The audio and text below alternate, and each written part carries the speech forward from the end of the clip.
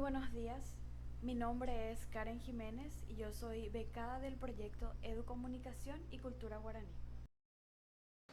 Tengo como objetivo la creación de contenidos que ayuden a construir un puente de entendimiento del guaraní paraguayo a través de la translingüística.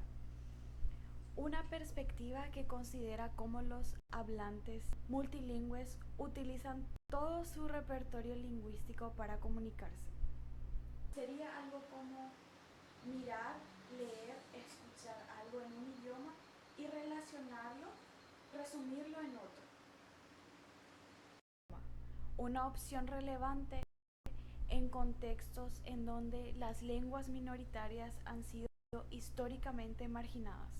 Este trabajo está centrado en la práctica del concepto de Paulo Freire, en el que en lugar de una educación vertical, en donde el profesor es el único que posee el conocimiento, se promueve una enseñanza dialógica, en la que el maestro y los estudiantes aprenden juntos, enriqueciendo la experiencia educativa.